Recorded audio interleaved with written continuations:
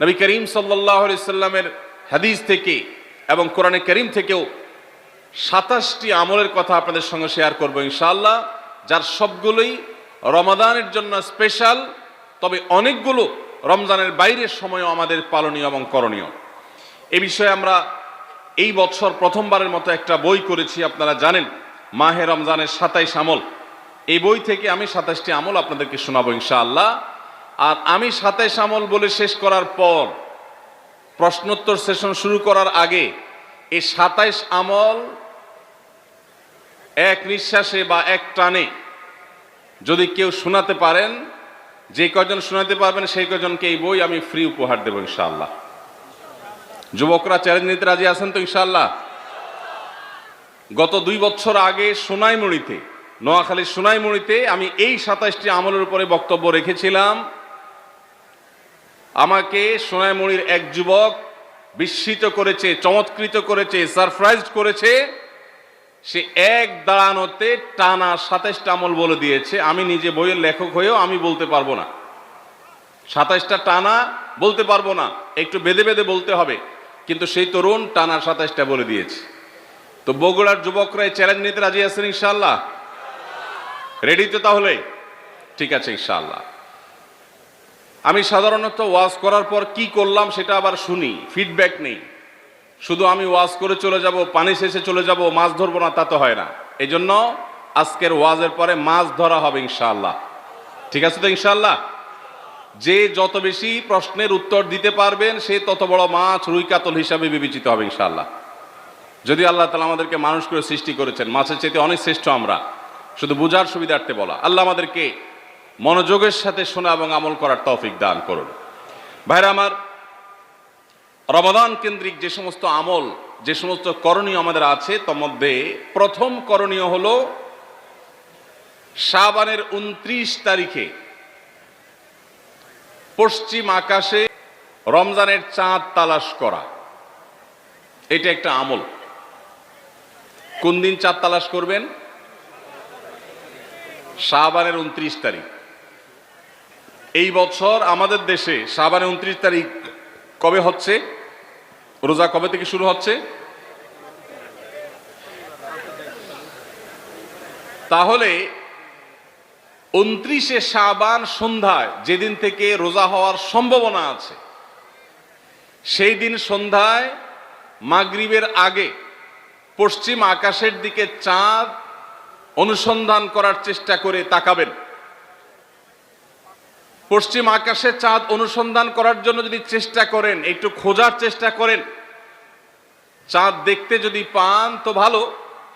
এমনকি যদি চাঁদ দেখতে নাও পান, চাঁদ দেখার চেষ্টা যে করেছেন এর কারণে আপনার আমল নামাতে সওয়াব লেখা হবে, একটা সুন্নত আদায় করার সওয়াব। ভাইরা আমার, আমরা আমাদের ছেলেবেলায়, আমাদের শৈশবে রমজানের আনন্দ আঁচ করতাম পশ্চিম আকাশের চাঁদ দেখে। ঈদের আনন্দের সূচনা এবং শুরুই হতো ঈদের চাঁদ দেখার মধ্য দিয়ে। এমন একটা সময় আমরা এখন এসে পৌঁছেছি যেই সময়ে সবাই চাঁদ তালাশ করে, কিন্তু সেটা আকাশে না, ফেসবুকে। ঠিক না ঠিক? চাঁদ কি ফেসবুকে উঠে না আকাশে উঠে? তাহলে সবাই যদি ফেসবুকে চাঁদ তালাশ করেন, আকাশে চাঁদ দেখবে কে? ও ইসলামী ফাউন্ডেশনের হেলাল কমিটি, চাঁদ দেখা কমিটির কিছু মানুষ, তাদের উপরে নির্ভর করে 18-20 কোটি মানুষ তারা ফেসবুকে তাকায় আছে। এটা খুবই দুর্ভাগ্যজনক একটা বাস্তবতা।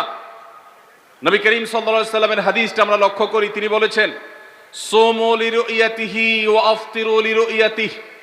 তোমরা চাঁদ দেখে সিয়াম সাধনা করবে, চাঁদ দেখে রমাদান উদযাপন করবে, চাঁদ দেখে রমাদানের ইবাদত বন্দেগী করবে, আর চাঁদ দেখে তোমরা ঈদ উদযাপন করবে।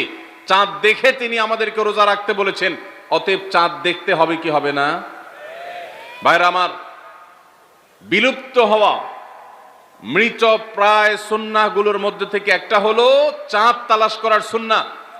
এটা ফরজে কিফায়া, মুসলিম সমাজের কেউ যদি না করে সবাই গুনাহগার হবে। এটা খুবই রিস্কি একটা বিষয়, দুর্ভাগ্যজনক একটা বিষয় যে 20 কোটি মানুষের রমজান মাত্র মুষ্টিমেয় কয়েকজন মানুষের দেখার উপর নির্ভর করবে। ভাইরা আমার, আমরা পশ্চিম আকাশে চাঁদ দেখার চেষ্টা করব ইনশাআল্লাহ। যদি চাঁদ দেখতে পান আপনি, তাহলে নবী সাল্লাল্লাহু আলাইহি সাল্লামের সেখানে একটা দোয়া পড়বেন, আল্লাহুম্মা আহিল্লাহু আলাইনা বিল ইয়ুমনি ওয়াল ঈমান ওয়াস সালামাতি ওয়াল ইসলাম রব্বি ওয়া রাব্বুকাল্লাহ। চাঁদকে লক্ষ্য করে বলবেন, চাঁদের সাথে কথা বলবেন। চাঁদ আপনার কথা হয়তো বুঝবে না, কিন্তু আল্লাহর এরকম সৃষ্টি যারা আমাদের কথা বুঝতে পায় না, তাদেরকে লক্ষ্য করে কিছু বলার মানে হলো আপনি মূলত আপনার মনের আকুতিকে প্রকাশ করছেন। এই যে চাঁদ আমি দেখতে পাচ্ছি, এই চাঁদের পুরো মাসটাকে যে আমার জন্য বরকত এবং ঈমান দিয়ে পরিপূর্ণ করে দিন। এই চাঁদ পুরো মাস জুড়ে থাকবে, অতএব পুরো মাস জুড়ে এই চন্দ্র মাসে আমি আপনার কাছে আমার জীবনে প্রভূত বরকত, কল্যাণ এবং ঈমান আপনার কাছ থেকে চাই। ওয়াসসালামাতি ওয়াল ইসলাম, এবং আমি নিরাপত্তা চাই। এই চাঁদ, এই চন্দ্র মাস আমার জন্য যেন নিরাপদ হয়, এবং ইসলামের সাথে যেন এই মাস আমি অতিবাহিত করতে পারি, ঈমানের সাথে যেন অটল অবিচল থাকতে পারি। রব্বি ওয়া রাব্বুকাল্লাহ, হে চাঁদ, তোমার সৃষ্টিকর্তা পালনকর্তা আর আমারও পালনকর্তা এক আল্লাহ। ভাইরা আমার, চাঁদ দেখার চেষ্টা করা যাবে তো ইনশাআল্লাহ? সোশ্যাল মিডিয়াতে আপনি চাঁদের খবর খোঁজেন, দোষ নাই, কিন্তু আমরা সবাই যদি সোশ্যাল মিডিয়াতে চলে যাই, পশ্চিম আকাশে চাঁদটা দেখবে কে? দুর্ভাগ্য। মসজিদ মাদ্রাসার ছাত্ররা, ওলামা একরাম, তারাও চাঁদ তালাশ করতে দেখা যায় খুবই কম, খুবই নগণ্য। আল্লাহ তাআলা আমাদের সবাইকে মৃত প্রায় সুন্নাহকে জিন্দা করার তৌফিক দান করুন। এই বছর 29শে রমাদান শুক্রবারে হবে না শনিবারে হবে? কে কে চাঁদ দেখবেন হাত তোলেন। আল্লাহ আমাদের সবাইকে চাঁদ দেখার তৌফিক দান করুন। মৃত সুন্নাহকে জিন্দা করার নিয়তে চাঁদ দেখবেন ইনশাআল্লাহ। আল্লাহ আমাদের সবাইকে আমল করার তৌফিক দান করুন। নাম্বার 2, রমজানের দ্বিতীয় আমল, যেটা রমজানের প্রধান আমল মূলত কি সেটা বলেন দেখি। রমজানের প্রধান আমল কি ভাই? রোজা রাখা। মাশাআল্লাহ, উত্তর সঠিক। রমজান মাসের প্রধান আমল হলো রোজা রাখা। রোজা রাখার চাইতে এ মাসের বড় কোনো আমল হতে পারে না। রোজা রাখা রমজানের সুন্নত না মুস্তাহাব? ফরজ। ফরজ মানে হলো আল্লাহর সেই নির্দেশ, যেই নির্দেশ লঙ্ঘন করলে জাহান্নামের শাস্তি অবধারিত, জাহান্নামের শাস্তি এড়ানো যাবে না, যে নির্দেশ মান্য করা আবশ্যক, এরকম একটি ফরজ। ইসলামের স্তম্ভ কয়টা ভাই? 5টা। নবী করিম সাল্লাল্লাহু আলাইহি সাল্লাম বলেছেন, বুনিয়াল ইসলামু আলা খামস, ইসলাম দাঁড়িয়ে আছে 5টি ফাউন্ডেশনের উপরে, 5টি খুঁটির উপরে, 5টি ভিত্তির উপরে। সেই 5টি ভিত্তির 1 নম্বর হলো শাহাদাতি আল্লাহ ইলাহা ইল্লাল্লাহ ওয়া আন্না মুহাম্মাদান রাসূলুল্লাহ, আল্লাহ ছাড়া ইবাদত এবং উপাসনার উপযুক্ত আর কেউ নাই, আর মুহাম্মদ সাল্লাল্লাহু আলাইহি সাল্লাম আল্লাহর পাঠানো রাসূল, এই কথার সাক্ষ্য মুখে দেওয়া, এটা হলো 1 নম্বর স্তম্ভ। স্তম্ভ নম্বর 2, 5 ওয়াক্ত নামাজ আদায় করা। স্তম্ভ নম্বর 3, যাকাত আদায় করা, যাদেরকে আল্লাহ সামর্থ্য দিয়েছেন। স্তম্ভ নম্বর 4, হজ করা। স্তম্ভ নম্বর 5, রমজানের রোজা রাখা। তবে অনেক হাদিসে রমজানের রোজাকে 4 নম্বরে আর হজকে 5 নম্বরে রাখা হয়েছে। তাহলে রমজান মাসের রোজা রাখা এটা শুধু ফরজ না, মৌলিক ফরজ। নবী করিম সাল্লাল্লাহু আলাইহি সাল্লাম বলেছেন, যদি কেউ জীবনে একটি রোজাও শরিয়া গ্রাহ্য ওযর ছাড়া কেউ যদি ভঙ্গ করে, রোজা না রাখে, রমজানের পরে যদি সে সারা জীবনও রোজা রাখে, দায় মুক্ত হয়তো হয়ে যাবে, সে কাজা আদায় করেছে, কাফারা আদায় করেছে, দায় মুক্ত হয়তো হয়ে যাবে, কিন্তু রমজানের একটা রোজা রেখে আল্লাহর কাছে যে পরিমাণ মর্যাদার অধিকারী হওয়ার কথা, সারা জীবন রোজা রেখেও রমজানের ওই একটা রোজার ক্ষতিপূরণ করা সম্ভব নয়। এই জন্য সবাই রমজান মাসে ফরজ রোজা রাখবো তো ইনশাআল্লাহ। সকল প্রাপ্তবয়স্ক সুস্থ ইমানদারের জন্য রমজানের রোজা রাখা ফরজ। ভাইরা আমার, পৃথিবীতে আজ অনেক বিজ্ঞানী রোজা বা ফাস্টিং এর উপরে গবেষণা করে অনেক বড় বড় পদক, অনেক বড় বড় পুরস্কার জিতেছে। এখন ডাক্তাররাও আমাদেরকে বলে যে একটা সময় আমরা যেন ফাস্টিং করি, একটা সময় আমরা যেন না খেয়ে থাকি, এটা আমাদের স্বাস্থ্যের জন্য ভালো। নবী সাল্লাল্লাহু আলাইহি সাল্লাম সেই ১৫০০ বছর আগে আল্লাহর দেয়া বিধান আমাদেরকে জানিয়েছেন। রমজানে পুরো মাস রোজা, শাবানে মুহররমে বেশি বেশি নফল রোজা, সোমবার বৃহস্পতিবার সাপ্তাহিক রোজা, চাঁদের ১৩, ১৪, ১৫ আইয়ামে বীজের মাসিক রোজা, নিয়মিতভাবে এই রোজা এই সিয়ামগুলো যদি পালন করি আমরা, তাহলে আল্লাহর সন্তুষ্টি এবং জান্নাত লাভ যেমন হবে, ঠিক একইভাবে আমরা দুনিয়াতে সুস্থ সবল থাকতে পারবো। আমাদের শরীরে অতিরিক্ত যে চর্বি তৈরি হয়, বিশেষ করে আজকের বিশ্ব বাস্তবতায়, এই চর্বিগুলোকে বার্ন করার জন্য রোজার কোনো বিকল্প নাই। যদিও চর্বি বার্নের উদ্দেশ্যে রোজা রাখলে সে রোজা রোজা নয়। আমাদের উদ্দেশ্য হবে আল্লাহর সন্তুষ্টি অর্জন, পাশাপাশি পার্থিব উপকারিতা এমনি পেয়ে যাব। আল্লাহ আমাদের সবাইকে রমজান রোজা রাখার তৌফিক দান করুন। ভাইরা আমার, নবী করিম সাল্লাল্লাহু আলাইহি ওয়াসাল্লাম তিনি বলেছেন, যে ব্যক্তি রমজানে ঈমান এবং ইখলাসের সাথে আল্লাহকে খুশি করবার জন্য রমজান রোজা রাখবে, আল্লাহ তার পূর্বের সমস্ত গুনাহ মাফ করে দিবেন। অনেক যুবক আছেন গ্যাস্ট্রিকের অজুহাতে, অনেকে আছেন প্লাস্টিকের অজুহাতে রোজা রাখেন না। কারো গ্যাস্ট্রিক, কারো প্লাস্টিক।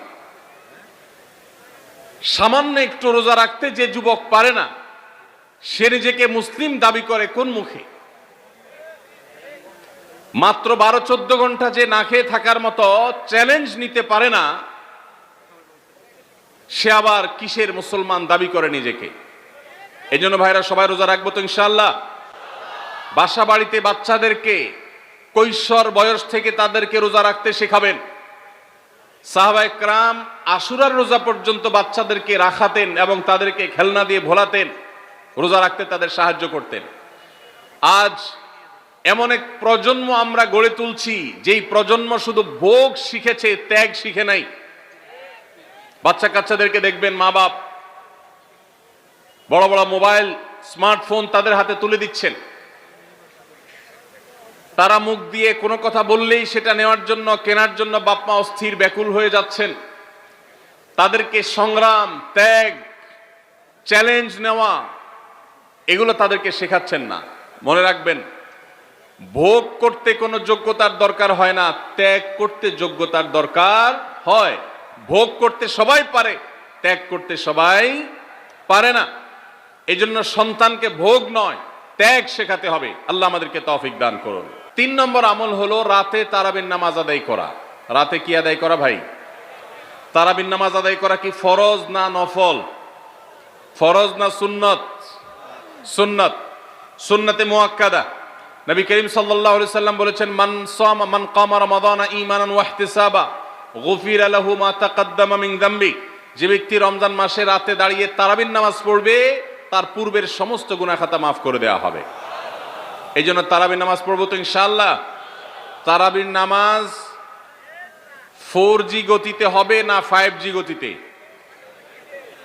কি বলেন? 4G না 5G? ভাইরা আমার, সবকিছুতে গতি ভালো না, সবকিছুতে গতি ভালো না। নেটের গতি যত বেশি হয় তত ভালো, কিন্তু নামাজের গতি, ইবাদত, সিজদার গতি, তারাবির গতি যত কম হয়, যত ধীরে ধীরে হয়, যত শান্তশিষ্টভাবে হয়, তত আল্লাহর কাছে বেশি মর্যাদাবান হয়। অতএব মহল্লার হাফেজ সাহেবদেরকে তাড়াতাড়ি নামাজ শেষ করার জন্য দৌড়ের উপর রাখবেন। ক্রিকেট খেলা আছে হুজুর, আজকে একটু খেয়াল রাখেন, বলবেন। ভাইরা আমার, আমরা তারাবির নামাজের কথা যখন স্মৃতিতে, কল্পনায় আমরা ভাবি, তখন আমাদের স্মৃতিতে তুফান মিল মার্কা একটা নামাজ ভেসে উঠে, ঠিক না বে ঠিক? 5 ওয়াক্ত নামাজ এত তাড়াহুড়া করা হয় না তারাবি যত। অথচ তারাবি এটা তারবিহার এর বহু বচন, আরবি শব্দ, যার অর্থ হলো আরামের সাথে, ধীরস্থিরতার সাথে, রেস্ট করে করে যে নামাজ আদায় করা হয় তার নাম তারাবি। নাম হলো আরামের সাথে করা, আর আমরা করি ব্যারামের সাথে, তাড়াহুড়ো করে। এই জন্য এলাকা এলাকা তারাবি ধীরে ধীরে পড়ার জন্য উদ্যোগ নেবেন তো ইনশাআল্লাহ।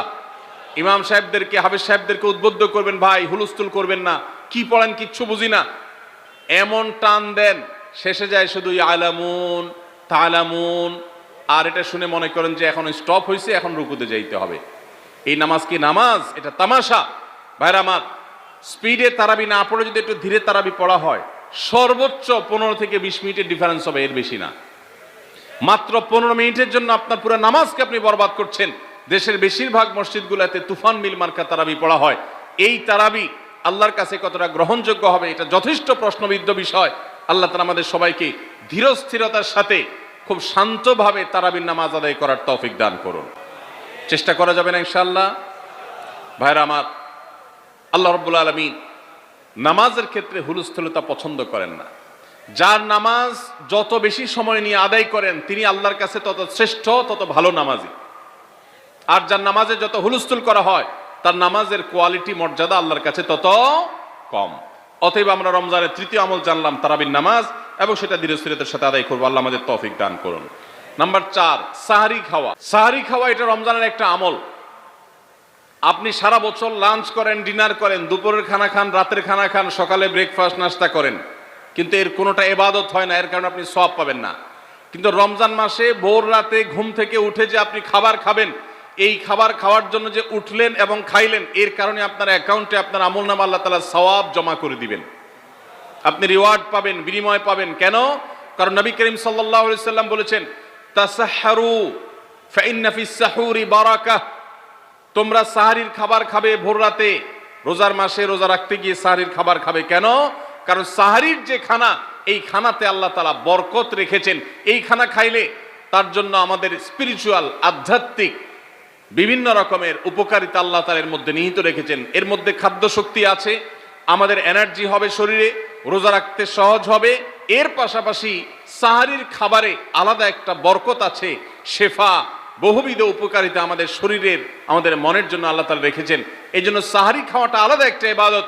যদি আপনার সন্ধ্যা রাত্রে বেশি খাওয়া হয়ে যায়, সাহারিতে খানা খাওয়ার মতো মুড না থাকে, অন্তত এক ঢোক পানি, একটা খেজুর, সামান্য কিছু খেয়ে হলেও আপনি সাহারি খাবেন এবং তাতে আপনি সওয়াব পাবেন। কোনো কারণে যদি সাহারি খেতে না পারেন, রাতে উঠতে পারেন নাই, অ্যালার্ম বাজছে কিন্তু শুনেন নাই, উঠে দেখেন ফজরের আজান হয়ে গেছে, তাহলে ওই দিনের রোজা কি হবে নাকি হবে না? হবে। মাশাআল্লাহ, বগুড়া মানুষ মাসালা জানে, দেখা যায় রোজা হয়ে যাবে ইনশাআল্লাহ। কারণ এই সাহারি খাওয়াটা ফরজও না, ওয়াজিবও না, এটা সুন্নাত। সুন্নাত ছুটে গেলে ইবাদত হয় না, ব্যাপারটা সেরকম না। 5 নম্বর আমল হলো, সাহারি তো খাবো ঠিক আছে, কিন্তু সেটা শেষ সময়ে খাওয়া, দেরিতে খাওয়া। সাহারি কি আগে খাবেন না শেষের দিকে খাবেন? শেষের দিকে। কেন? কারণ নবী করিম সাল্লাল্লাহু আলাইহি সাল্লাম বলেছেন, লা ইয়াজালুন নাসু বিখাইরিন মা আজ্জাল ফুতুর ওয়া আখারুস সাহুর। এই উম্মত, মুসলিম জাতি ততদিন পর্যন্ত কল্যাণের উপর প্রতিষ্ঠিত থাকবে, তারা কল্যাণকে স্পর্শ করতে পারবে যতদিন পর্যন্ত তারা সাহারি তাড়াতাড়ি খাবে না দেরিতে খাবে? দেরিতে খাবে। আর ইফতার তাড়াতাড়ি করবে। তাহলে সাহারি দেরিতে খাওয়া হলো সুন্নাত। আমাদের দেশে গ্রামে অনেক মুরব্বীরা এখনো আছেন, রাত 12টা, 1টা, 2টা বাজে সাহারি খেয়ে শুয়ে থাকেন। তারা চিন্তা করেন পরে খাইতে গেলে আবার বর্ডার ক্রস হয়ে যায় কিনা, সীমা লঙ্ঘন হয়ে যায় কিনা, রিস্ক নেওয়ার দরকার কি, এই জন্য 12টার সময় খেয়ে রাখি।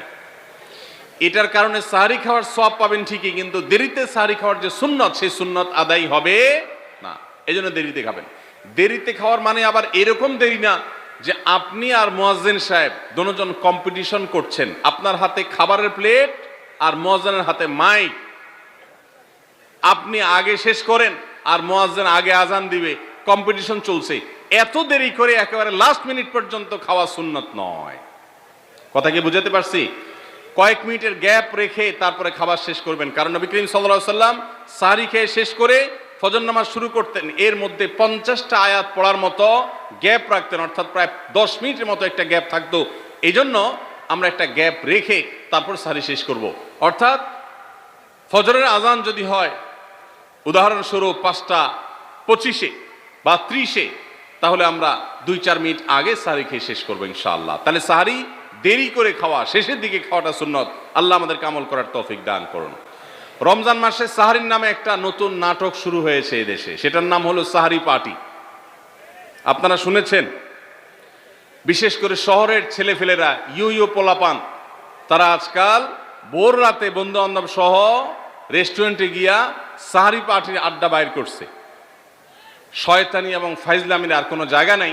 সাহারির জন্য পার্টি বাইর করছে, তাও আবার ছেলে মেয়ে একসাথে মিলেমিশে। ভাইরা আমার, সাহারি খাওয়া ইবাদত, এবং সাহারির এই সময়টা দোয়া কবুলের সময়, তাহাজ্জুদের সময়। আল্লাহ তাআলা দুনিয়ার আকাশ থেকে ডেকে ডেকে বান্দাকে ক্ষমা করেন। এই সময়টাতে আড্ডাবাজি করা, এটা হতভাগা ছাড়া আর কারোর কোনো কাজ হতে পারে না। 6 নম্বর আমল হলো ইফতার করা। রোজা রেখেছেন কিন্তু ইফতার করেন নাই, রোজা হয়ে যাবে কিন্তু সুন্নাত আদায় হবে না, এজন্য ইফতার করা একটা সুন্নাত। আল্লাহ তাআলা আরহামুর রাহিমিন, এমন একটা মাস রমজান মাস, সারা বছর কিন্তু আমরা নাস্তা করি, সারা বছর যেটা নাস্তা করি রমজানে সে নাস্তাই করি। পার্থক্য হলো সারা বছর নাস্তা করি সকালে, রমজানে নাস্তা করি সন্ধ্যায়। মানুষ দীর্ঘ সময় না খেয়ে থাকার পরে যে খাবার খায় সেটাকেই ব্রেকফাস্ট বলে, সেটাকেই নাস্তা বলে। আরবিতে যে ইফতার বলা হয়, এই ইফতার শব্দের অর্থ কিন্তু নাস্তা। ইফতার শব্দের অর্থ কি? নাস্তা। সারা বছর নাস্তা খেলে কোনো সওয়াব হবে, কিন্তু রমজান মাসে আপনি যদি সারাদিন উপবাস থাকার পর সন্ধ্যায় ব্রেকফাস্ট করেন, অর্থাৎ ইফতার করেন, তাহলে আল্লাহ তাআলা আপনাকে সুন্নাত পালন করার সওয়াব দিবেন। এই জন্য ভাই, ইফতার করা একটা সুন্নাত। 7 নম্বর, ইফতার আবার তাড়াতাড়ি করা আরেকটা সুন্নাত। এটা 7 নম্বর আমল। কি বলেন? তাহলে তাড়াতাড়ি কেমনে হলো? তাড়াতাড়ি মানে হলো সূর্য ডুবার সাথে সাথে করা, বিলম্ব বা দেরি না করা। নবী করিম সাল্লাল্লাহু আলাইহি ওয়াসাল্লামের ওই হাদিস আবারও আমরা স্মরণ করি। তিনি বলেছেন, লা ইয়াজালুন নাসু বিখাইরিন মা আজ্জালুল ফুতুর ওয়া আখারুস সুহুর। এই মানুষ, এই উম্মত ততদিন কল্যাণের উপরে প্রতিষ্ঠিত থাকবে যতদিন তারা ইফতার তাড়াতাড়ি করবে আর সাহরি দেরিতে করবে। ইফতার তাড়াতাড়ি করা এর মানে হলো সূর্য ডুবছে আর দেরি করবেন না। শিয়ারা এবং ইহুদিরা, তাদের মধ্যে রোজা আছে, ফাস্টিং আছে, তারা সেই রোজায় ইফতার করে হলো চতুর্দিক অন্ধকার হয়ে যাওয়ার পর, সূর্য ডুবার পর পর ইফতার করে না। তো এই জন্য নবী সাল্লাল্লাহু আলাইহি সাল্লামের আদর্শ হলো তার বিপরীত, অর্থাৎ সূর্য ডুবার পর পর ইফতার করে ফেলা, অতিরিক্ত বিলম্ব না করা। আল্লাহ আমাদেরকে আমলের তৌফিক দান করুন। 8 নম্বর আমল হলো ইফতারের দোয়া পড়া। ইফতারের দোয়া জানা আছে ভাই? কি দোয়া? আমরা একটা দোয়া কমন জানি বাংলাদেশে মানুষ, সেটা হলো আল্লাহুম্মা লাকা সুমতু আলা রিজকিকা আফতারতু। এটাও হাদিসে বর্ণিত হয়েছে, কিন্তু হাদিসের সনদ নিয়ে অনেকে কোনটা নিয়ে আলাপ তুলেছেন, প্রশ্ন তুলেছেন। আল্লাহুম্মা লাকা সুমতু মানে হলো, হে আল্লাহ, আপনার উদ্দেশ্যে রোজা রেখেছি, ওয়া আলা রিজকিকা আফতারতু, এবং আপনার দেওয়া রিজিক দিয়ে ইফতার করেছি। আর ইফতারের আরেকটা দোয়া হলো যাহাবাজ জামা ওয়াবতাল্লাতিল উরুক ওয়া সাবাতাল আজরু ইনশাআল্লাহ। এটা একটা দোয়া। যদি এগুলো দোয়ামূলক নয়, আমরা দোয়া বলছি, এটা মূলত আল্লাহর কাছ থেকে একটা প্রত্যাশা। এর অর্থ হলো যাহাবাজ জামা, আমার পিপাসা দূর হয়ে গেছে। ওয়াবতাল্লাতিল উরুক, আমার শিরা উপশিরাগুলো সব সিক্ত হয়ে গেছে। ওয়া সাবাতাল আজরু ইনশাআল্লাহ, এবং আল্লাহ চাহেন তো এই রোজার বিনিময় আমার সাব্যস্ত হয়ে গেছে, আল্লাহর কাছে এটা স্থির হয়ে গেছে। এটা হলো ইফতারের দোয়া। ইফতারের দোয়াটা কি ইফতারের আগে করব না পরে করব? ইফতারের দোয়াটা যারা ইফতারের আগে করার পক্ষে তারা হাত তোলেন। অল্প সংখ্যক মানুষ। আর বাকিরা সবাই কি পরের পক্ষে না মাঝখানের পক্ষেও আছেন লোক? সব পরের। মাশাআল্লাহ, সব সূক্ষ্ম সূক্ষ্ম মাসআলা দেখি গাবতলী মানুষ জানে, মাশাআল্লাহ, অনেক অগ্রসর দেখা যায়। আল্লাহ আমাদের সবাইকে দ্বীনের জন্য কবুল এবং মঞ্জুর করুন। মাশাআল্লাহ। ভাইরা আমার, ইফতারের দোয়াটা ইফতারের পরে করতে হয়, যেটা বেশিরভাগ মানুষ জানে না, কিন্তু আমি অবাক হলাম যে এখানে বেশিরভাগ মানুষ আপনারা জানেন। মাশাআল্লাহ, নলেজেবল মানুষ, বোঝা গেছে। ইফতারের দোয়ার অর্থের দিকে তাকালেই তো বোঝা যায় এটা আগে না পরে। দোয়ার অর্থের মধ্যে তাকালে আমরা দেখতে পাচ্ছি যে আল্লাহ শিরা উপশিরা সিক্ত হয়ে গেছে, পিপাসা দূর হয়ে গেছে, এগুলো তো ইফতারের পরেই হয়। অবশ্য আমি অর্থ আগে বলে দিছি, সেটা দেখে হয়তো আপনারা অনেকে বুঝে ফেলছেন। মাশাআল্লাহ। তো যাই হোক, ইফতারের শুরুতে বিসমিল্লাহ বলে ইফতার করব, আর শেষে এই দোয়া পড়ব। আল্লাহ আমাদেরকে আমলের তৌফিক দান করুন। 9 নম্বর হলো সাহরি এবং ইফতারে খেজুর খাওয়া। খেজুর দিয়ে সাহরি ইফতার করা। ইফতারে আপনি অন্য যা খান না খান, খেজুর দিয়ে খাবেন। নবী সাল্লাল্লাহু আলাইহি সাল্লাম আদা পাকা আদা খেজুর দিয়ে ইফতার করতেন, যেটাকে রোতাব বলা হয়। আর যদি সেটা না পাওয়া যেত, সাধারণ যে কোনো খেজুর, সেটাও না পাওয়া গেলে একটু পানি খেয়ে তারপর তিনি ইফতার করতেন। আমরা ইফতারে খেজুর খেতে হয় সুন্নাহ, এটা আমরা জানি, কিন্তু যেটা জানি না সেটা হলো সাহরিতে খেজুর খাওয়া। ভোর রাতে সাহরিতে খেজুর খাওয়া সুন্নত, এটা আগে কে কে জানতেন? হাত তোলেন। আগে আগে জানতেন, মাশাআল্লাহ, হাত নামান। গত বছর রমজানে সাহারিতে ভাত তরকারি যাই খাইছেন না খাইছেন, একটা হলো খেজুর খাইছেন, কারা কারা হাত তোলেন? মাশাআল্লাহ, এদিকে সব আমল করা মানুষ, মাশাআল্লাহ। তাহলে তার ওয়াজ টোয়াজের কোনো দরকার নাই। এত নলেজেবল মানুষ, এত আমলদার মানুষ যদি এলাকায় থাকে, তাহলে ওয়াজের দরকারটা কি? আল্লাহ আমাদের সবাইকে আমলের তৌফিক দান করুন। ভাইরা আমার, ইফতারে খেজুর খাওয়া যেমন সুন্নত, সাহরিতেও খেজুর খাওয়া সুন্নত, কিন্তু খেজুর খাওয়া কোনো ফরজ ওয়াজিব না। খেজুরের দাম বেশি হয়ে গেছে, আপনি কিনতে অপারক। যদি একটা খেজুরও পুরো রমজানে না খান, আপনার রোজার কোনো অসুবিধা হবে। তবে নবী সাল্লাল্লাহু আলাইহি ওয়াসাল্লাম যেহেতু ইফতার এবং সাহরিতে খেজুর খেতেন, আর খেজুরে প্রচুর পরিমাণ সুগার আছে, উপকারী, যেটা মানুষের স্বাস্থ্যের জন্য উপকারী, প্রচুর পরিমাণ এনার্জি আছে, খাদ্য শক্তি আছে, সারাদিন রোজা রেখে আমাদের যে সুগারের ঘাটতি হয় সেটা পূরণ করার জন্য সহায়ক হয়। এই জন্য সাহরি এবং ইফতারে খেজুর খাওয়া এমনিতেও উপকারী। আর নবী সাল্লাল্লাহু আলাইহি ওয়াসাল্লামের সুন্নাত, তিনি বলেছেন, নি'মা সাহুরুল মুমিনি আত-তামার, ইমানদারের সাহারির আইটেমের মধ্যে সবচেয়ে বেস্ট উত্তম হলো খেজুর। এই জন্য অন্য যাই খান না খান, একটু হলো, এক পিস হলো খেজুর খাবেন, ইনশাআল্লাহ সুন্নত আদায় করার নিয়তে খেলে এই খেজুর সুন্নতটা আদায় হয়ে যাবে, আল্লাহ তাআলা তা চাহেন তো। তাহলে 9 নম্বর আমল পেলাম হলো সাহরি এবং ইফতারিতে খেজুর খাওয়া। 10 নম্বর আমল হলো সকল প্রকার পাপাচার বর্জন করা, গুনাহের কাজ থেকে বিরত থাকা। এইটা হলো রমজান মাসের দ্বিতীয় সর্বোচ্চ গুরুত্বপূর্ণ আমল। সিরিয়ালে আমরা 10 নম্বরে বলেছি, কিন্তু 27টা রমজানের স্পেশাল আমলের মধ্যে সবচেয়ে গুরুত্বপূর্ণ আমল হলো রোজা রাখা, আর দ্বিতীয় সর্বোচ্চ গুরুত্বপূর্ণ আমল হলো সব ধরনের পাপাচার বর্জন করা, গুনাহের কাজ ত্যাগ করা। যদি কেউ রমজানে রোজা রাখে, আবার চোখ দিয়ে হারাম জিনিস মোবাইলে দেখে, স্ক্রিনে দেখে, পত্রিকার পাতায় দেখে, অফলাইনে দেখে, পরনারীর দিকে তাকায় থাকে, সে যদি কান দিয়া হারাম জিনিস শুনে, গান বাদ্য, এই সমস্ত কিছু সে যদি উপভোগ করে, তাহলে তার এই রোজা আর উপোস থাকার মধ্যে কোনো পার্থক্য। মনে রাখবেন, রোজা শুধু পেটের হয় না, রোজা চোখের হয়, রোজা কানের হয়, রোজা হাতের হয়, রোজা মুখের হয়, রোজা শরীরের প্রত্যেকটা অঙ্গ প্রত্যঙ্গের হয়। একজন মানুষ যখন তার পুরো শরীরে রোজা করে, সে যখন সকল অঙ্গ প্রত্যঙ্গ দিয়ে আল্লাহর আনুগত্য করে, আল্লাহর নাফরমানি থেকে বেরিয়ে আসে, তখন সে সত্যিকারের রোজাদার হয়। আর যে শুধুমাত্র দিনের বেলায় পানাহার বর্জন করে, যৌনাচার বর্জন করে, আর সমস্ত পাপাচার অপকর্ম সে যথারীতি অন্য সময়ের মতো রমজান মাসেও করে, এই রোজাদার পেটের রোজা রেখেছে, কিন্তু তার শরীরের অন্য অন্য অঙ্গ প্রত্যঙ্গগুলো আল্লাহর কথা শুনে নাই, সো সেগুলো কিন্তু রোজা রাখে নাই। এই রোজা আল্লাহর কাছে মাকবুল এবং গ্রহণযোগ্য রোজা হতে পারে না। রোজার মাধ্যমে আমাদেরকে সেই শিক্ষাটা দিতে চায়। রোজা আমাদের সাথে সেই কথা বলে যে, দেখো, তুমি জীবনে বিরত থাকতে শিখো, গোটা পৃথিবী তোমাকে ভোগ শিখাবে, ইসলাম তোমাকে ত্যাগ শিখাবে, ইসলাম তোমাকে কন্ট্রোল করা শিখাবে।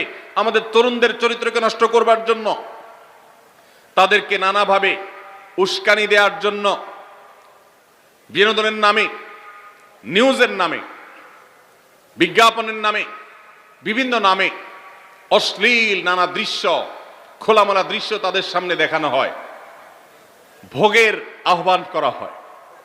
ইসলাম বলে, হে মুসলিম তরুণ, তোমার চোখের এরিয়ার মধ্যে কোনো পরনারী, কোনো সুন্দরী নারী পড়ে গেছে, তুমি আঁচ করতে পেরেছ, সাথে সাথে তোমার দৃষ্টিকে তুমি নিয়ন্ত্রণ করো, অবনত করো।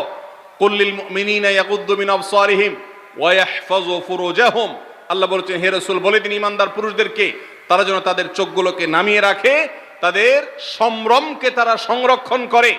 মনে রাখবেন, যা খুশি তা করতে পারা এটা যোগ্যতা নয়। নিজেকে নিয়ন্ত্রণ করলাম, যা খুশি তা করব না, এর নাম হলো যোগ্যতা। ডায়রিয়ার রোগী ডাইরেক্ট হয়ে যায়, যা খুশি যে করে, নিজের মন যেদিকে তাকে নাচায় সেদিকে নাচে, এই লোকটা অসুস্থ মানুষের মতো।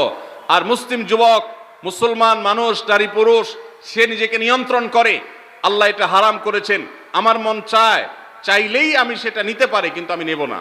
আমি একটা জিনিস ধরতে পারি, আল্লাহ হারাম করেছেন, সেজন্য আমি ধরবো না।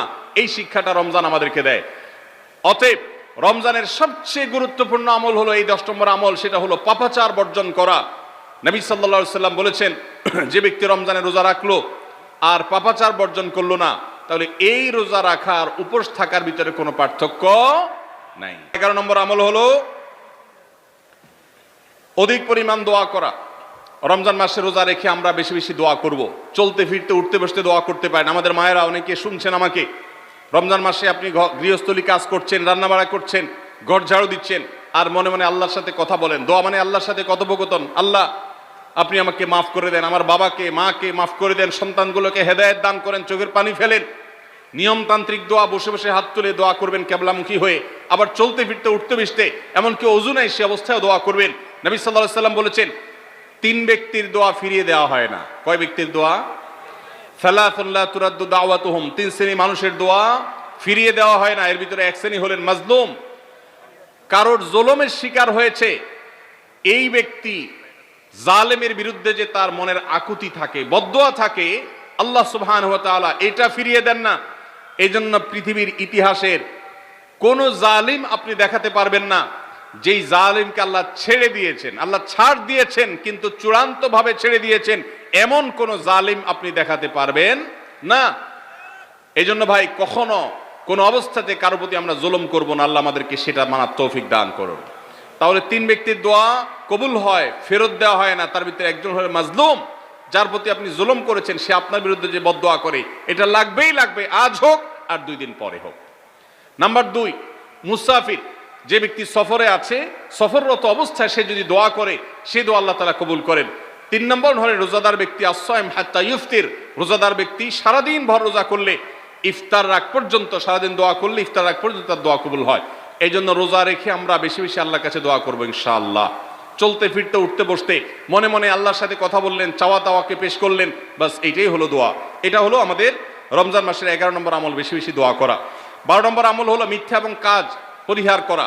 রমজানের সকল পাপাচার তো পরিহার করবই, বিশেষভাবে মিথ্যা কথা, মিথ্যা কাজ পরিহার করা। কারণ নবীজি সাল্লাল্লাহু আলাইহি ওয়াসাল্লাম এর জন্য আলাদা নির্দেশ করেছেন। তিনি বলেছেন, মাল্লাম ইয়াদা কাওলা যুরি ওয়াল আমালা বিহি ফালাইসা লিল্লাহি হাজা আন ইয়াদা তাআমাহু ওয়া শারাবা।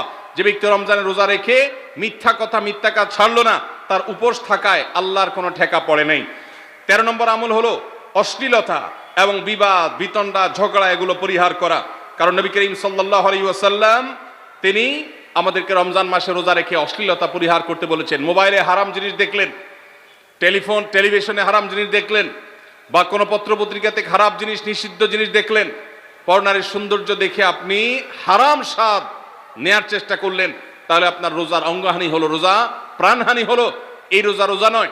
এই জন্য এটাকে রমজান মাসে পরিহার করতে হবে, অন্য সময় তো বটেই।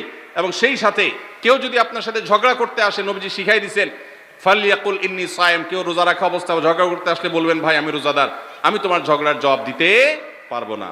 তাহলে ঝগড়া পরিহার করার জন্য রমজান মাসে আমরা এক্সারসাইজ করব। 14 নম্বর, যে কোনো ভালো কাজ, যে কোনো নেকামল রমজান মাসে বেশি বেশি করবেন। কেন? কারণ রমজানের শুরুতে একজন ঘোষক বলে, ইয়া বাগিয়াল খাইরি আকবিল, হে ভালো কাজ প্রত্যাশী, যে ভালো কাজ করতে চাও, রমজান মাসটাই হলো ভালো কাজের সওয়াব বেশি পাওয়ার। অতএব এই মাসে ভালো কাজ করে, নেকামল করে, ইবাদত করে, কোরআন তেলাওয়াত, জিকির, আজকার যত রকম আছে এগুলো করে জান্নাতের পথে অগ্রসর হয়ে যাও। 16 নম্বর আমল হলো রোজাদারকে ইফতার করানো, অর্থাৎ নিজে ইফতার করার পাশাপাশি অন্য কোন রোজাদারকে ইফতার করাইলে আল্লাহ তাআলা ওই রোজাদার যে পরিমাণ সওয়াব পাবেন, আপনাকেও সেই পরিমাণ সওয়াব দিবেন ইনশাআল্লাহ। 17 নম্বর আমল হলো বেশি বেশি কোরআনে কারীমের তেলাওয়াত করা। রমজান মাসে আল্লাহ তাআলা আমাদের সবাইকে, 15 নম্বর বাদ গেছে, মাশাআল্লাহ, এত মনোযোগ সহকারে কথা বলছে এবং নোট করছে দেখা যাচ্ছে। তাহলে আমরা আবার পেছনে যাচ্ছি ইনশাআল্লাহ। 15 নম্বর আমল হলো বেশি বেশি ইস্তেগফার করা। বেশি বেশি কি করা? ইস্তেগফার করা, অর্থাৎ ক্ষমা প্রার্থনা করা। কেন ক্ষমা প্রার্থনা বেশি করবেন? কারণ নবী করিম সাল্লাল্লাহু আলাইহি সাল্লাম বলেছেন, ওয়ালিল্লাহি উতাকাউ মিনান নার ওয়া যালিকা ফি কুল্লি লাইলা। রমজানের প্রত্যেক রাতে আল্লাহ তাআলা বহু মানুষকে জাহান্নাম থেকে মুক্ত ঘোষণা করেন। ভাইরা আমার, আমাদের পাপাচারের কারণে জাহান্নামীদের তালিকা নাম উঠে থাকলেও রমজানে আল্লাহ বহু মানুষকে ঠিক দেন যে এই লোককে জান্নাতি ঘোষণা করা হলো, জাহান্নাম থেকে মুক্ত ঘোষণা করা হলো। এই জন্য এই মাসে আল্লাহর কাছে বেশি বেশি মাফ চাইতে হয়, ইস্তেগফার করতে হয়, চোখের পানি ফেলে দোয়া করতে হয় যে আল্লাহ আপনি মাগফিরাত নসিব করেন। এটা হলো 15 নম্বর আমল। 16 নম্বর আমল হলো রোজাদারকে ইফতার করানো।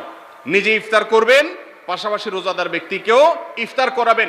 নবী সাল্লাল্লাহু আলাইহি সাল্লাম বলেছেন, যদি কোনো ব্যক্তি কোনো রোজাদারকে ইফতার করায়, তাহলে যেই ব্যক্তি তাকে ইফতার করানেন তার রোজার সওয়াব তো সে পাবেই, আপনি ইফতার করায়া সমপরিমাণ সওয়াব লাভ করবেন ইনশাআল্লাহ। অতএব মসজিদে ইফতার দেওয়ার ব্যবস্থা করা যেতে পারে, রাস্তাঘাটে, বিশেষ করে পাবলিক পরিবহনে, এমনকি প্রাইভেট গাড়িতেও সন্ধ্যার সময়, ইফতারের সময় অনেক সময় খাবার থাকে না, তখন আপনি রাস্তায় দাঁড়িয়ে যদি সামান্য একটু খেজুর, সামান্য একটু পানি বিতরণ করতে পারেন, তাহলে সবটা পাওয়া যেতে পারে। আপনার বাসায় আশেপাশে অনেক অভাবী মানুষ আছে, তাদের বাসায় আপনি ইফতার পৌঁছে দিতে পারেন, এর মাধ্যমে রোজাদারকে ইফতার করানোর সব পেতে পারেন। 17 নম্বর আমল হলো বেশি বেশি কোরআনে কারীমের তেলাওয়াত করা।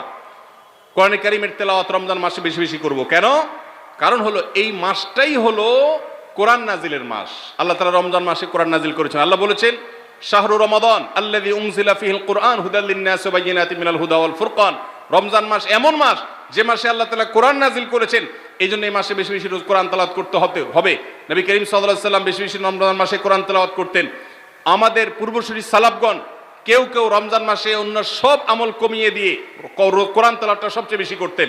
এই জন্য দিনে এবং রাতে বেশি বেশি করে কোরআন শুদ্ধতার সাথে, সৌন্দর্যের সাথে তেলাওয়াত করব, অর্থ সহকারে বুঝে পড়ার চেষ্টাও পাশাপাশি করবো ইনশাআল্লাহ।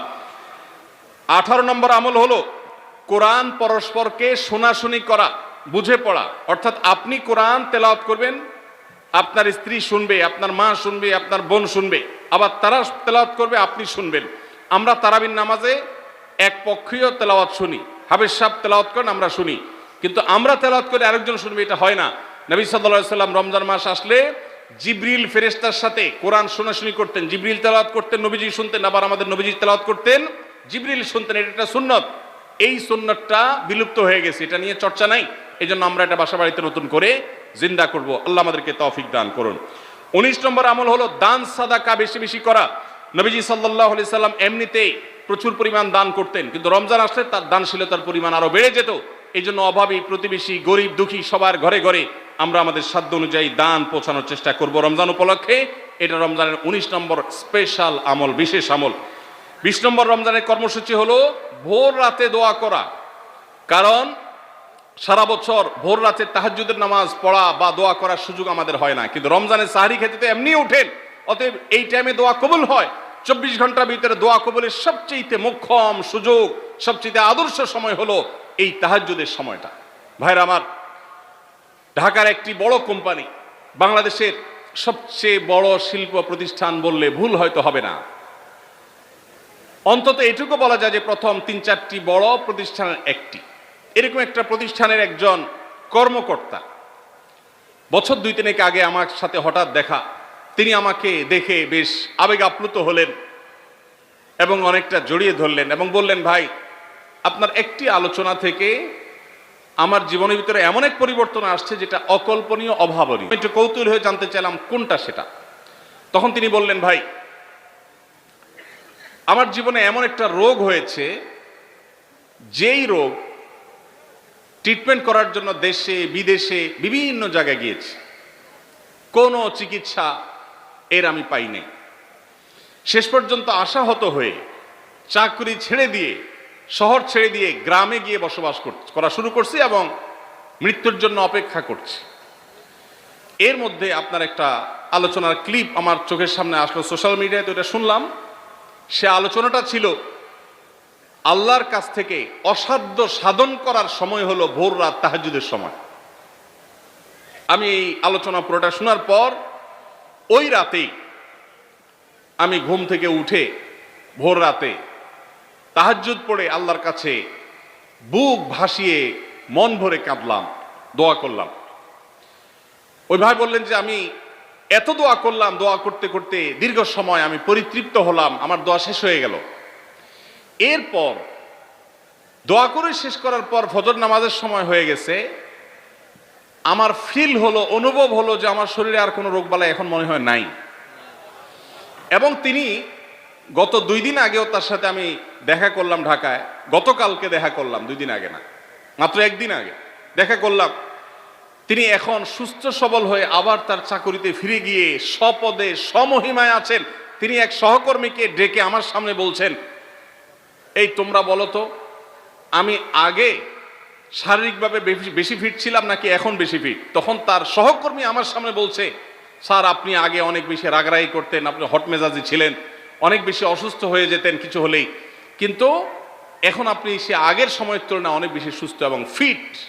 তিনি বললেন, ভাই, ভোর রাতের দোয়ার প্রভাব এত বেশি, তাহাজ্জুদের সময়ের দোয়া এত গুরুত্বপূর্ণ যে এই এক দোয়া আমার জীবনকে আমূল পরিবর্তন করে দিয়েছে। এই জন্য ভাইরা, রমজান মাসে বিশেষ করে যখন তাহাজ্জুদের সময় সাহারি খেতে যখন উঠবেন, সাহারি খাওয়ার পর 10টা মিনিট সময় হাতে রাখেন, বা সাহারি খাওয়ার আগে 10টা মিনিট একটু আগে উঠে অজু করে 2 রাকাত 4 রাকাত নামাজ পড়ে, বা নামাজ পড়ার সময় না থাকলে অন্তত কেবলামুখী হয়ে 2টা হাত তুলে আল্লাহর কাছে একটু চান। নবীজি সাল্লাল্লাহু আলাইহি সাল্লাম বলেছেন, রাতের শেষ প্রহর যখন হয়, দুনিয়ার আসমানে নেমে এসে আল্লাহ বান্দাদেরকে ডেকে ডেকে তাদের প্রত্যেকটা চাওয়া পূরণ করে দেন। এই জন্য ভাইরা, রমজান মাসে সাহরির সময় দোয়া কবুল হয়। রমজান উপলক্ষে বিশেষ করে এই আমলটা, সাহরির সময় আমলটা, আমরা দোয়া করার আমলটা করতে পারি। তাহলে 20 নম্বর আমল হলো তাহাজ্জুদের নামাজ এবং ভোর রাতের দোয়া। এটা অন্য সময় করা যায়, কিন্তু রমজানের সুযোগটা বেশি আসে, সেজন্য এটাকে রমজানের স্পেশাল আমল হিসেবে আমরা উল্লেখ করলাম। আল্লাহ আমাদেরকে সবাইকে তৌফিক দান করুন।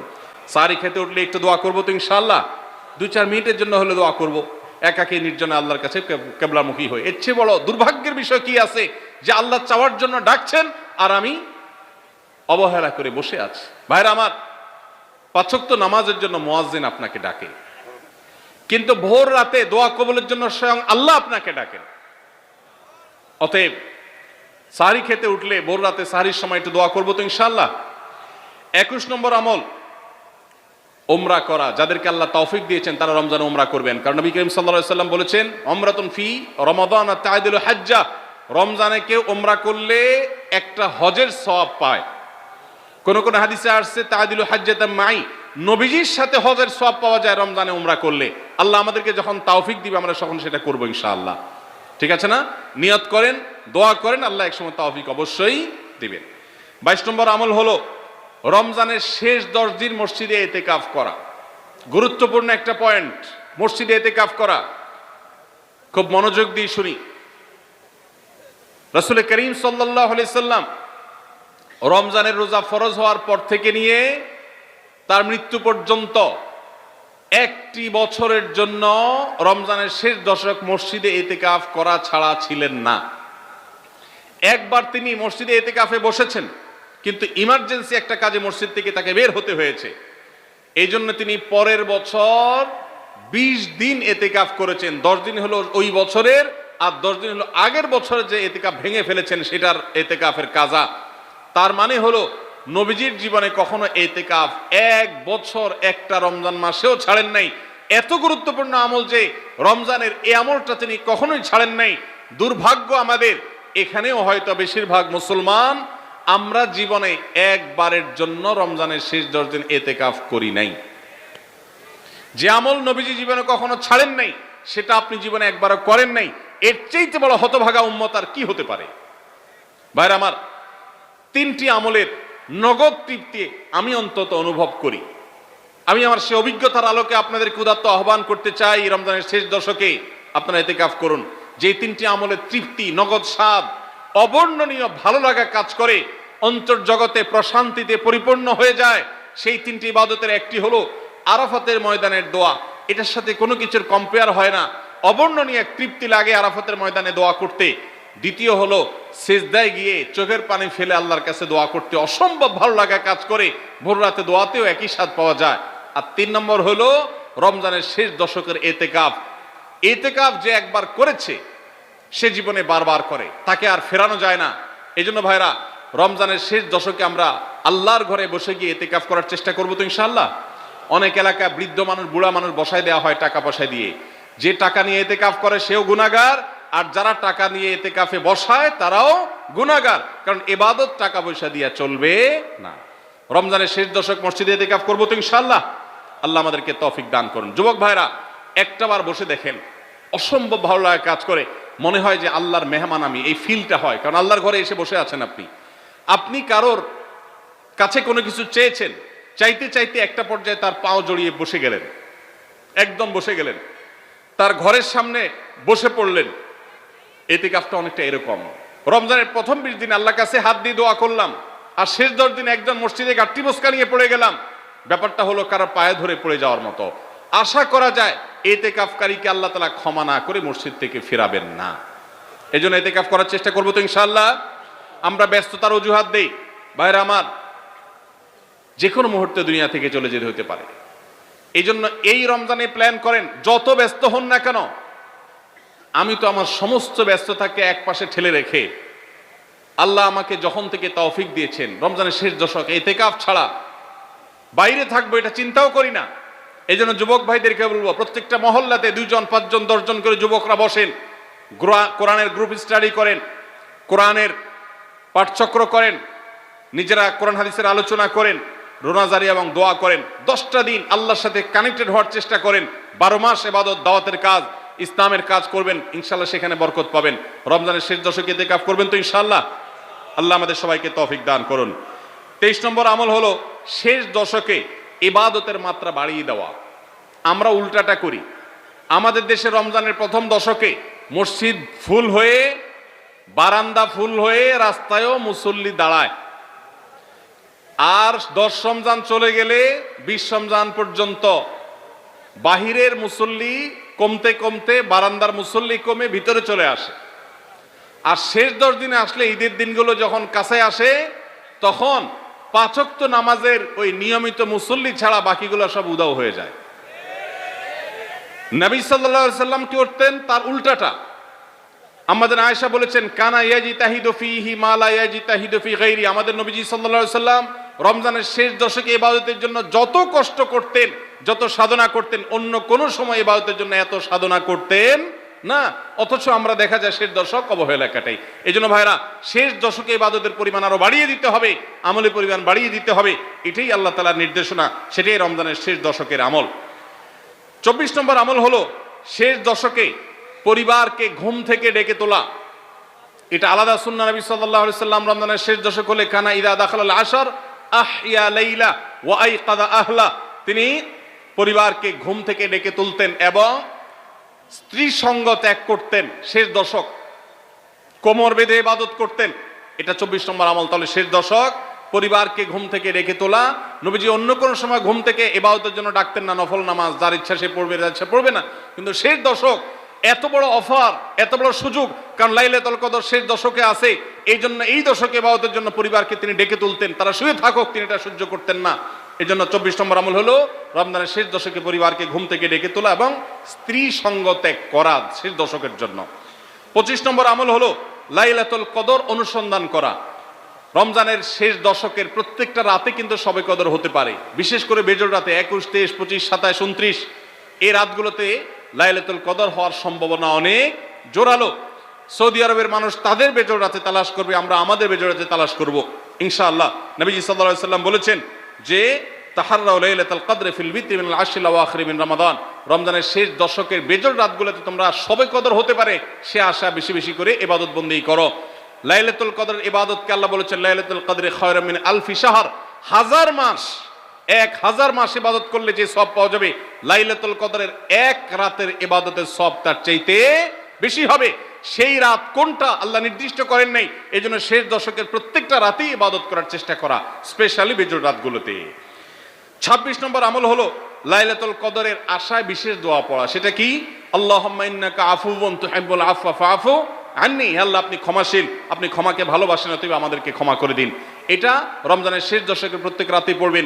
যে রাতটা একটু শান্ত শিষ্ট, একটু শীতল, একটু বৃষ্টিভাব, একটু লাইলাতুল কদরের আবহ বোঝা যায়, সেই রাতকে লাইলাতুল কদর আশা করে, প্রত্যাশা করে বেশি বেশি দোয়া পড়বেন, আল্লাহুম্মা ইন্নাকা আফুউন তুহিব্বুল আফওয়া ফাআফু আন্নি।